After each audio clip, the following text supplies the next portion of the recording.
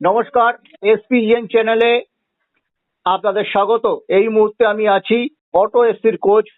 ক্যানিং এ যাদের home match খেলে, দুর্দান্ত ফুটবল খেলছিল সুন্দরবনের এই দলটি। প্রথম থেকে আজকে যে সুন্দরবন অটো এফসি এবং উত্তর 24 পরগনা এফসির ম্যাচটি মাঝপথে বন্ধ হয়ে যায়। 92 মিনিটে একটি ন্যায্য পেনাল্টি নাকি বাতিল হয়েছে বলে অভিযোগ, দর্শকদের রোষ ছিল। পুরো ব্যাপারটা কি হয়েছিল আমরা শুনে নেবো সুন্দরবন কোচ মেহতাবের কাছ থেকে। অভিযোগ অভিযোগ কিছুই অভিযোগ তো অবশ্যই আছে, কিন্তু তোমরা ম্যাচ যদি দেখো তাহলে সব বুঝে যাবে। আমার বলার নেই, ঠিক আছে? তোমরা ম্যাচ যদি পুরোপুরি দেখো, অ্যানালাইসিস করো কেন কি জন্যে ম্যানেজমেন্ট টিম তুলে নিয়েছে, সেটা তুমি ম্যাচ দেখলেই পরেই বলতে পারবে। যে আমি এখান থেকে বললাম আর বাড়িয়ে চাড়িয়ে আমি কোনো কথা বলবো না।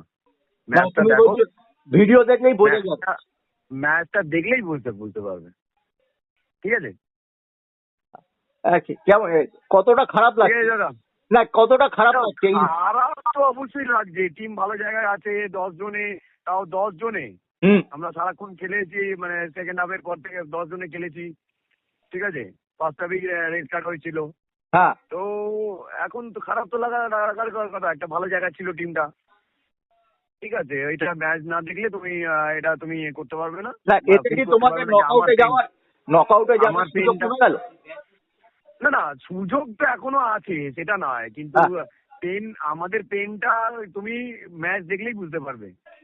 আমাদের ম্যানেজমেন্ট চাইনি খেলতে, তাই জন্য আমরা খেলিনি, ঠিক আছে? ঠিক আছে, এটা ম্যানেজমেন্টের সিদ্ধান্ত। হ্যাঁ, ম্যানেজমেন্টের সিদ্ধান্ত। অনেক ধন্যবাদ মেহতাব।